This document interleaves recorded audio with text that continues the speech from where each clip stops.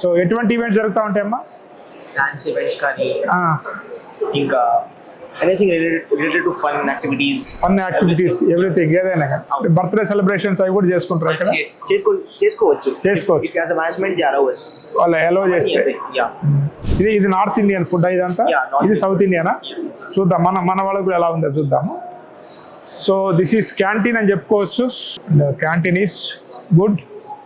So ఇక్కడ food ఎలా ఉంటుంది మీకు అంటే ఇప్పుడు మన సౌత్ ఇండియా కదా, సౌత్ ఇండియా వాళ్ళకి సౌత్ ఇండియా ఫుడ్ అంటే నార్మల్గా ఏది పెడతా ఉంటారు మీకు? ఎట్లా మనకు లంచ్లో పప్పు ఇంకా everything like veg non veg రెండు ఉంటాయా?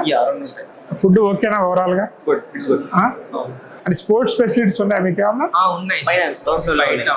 బయట ఉంటాయా స్పోర్ట్స్ అనేవి ఉంటాయా?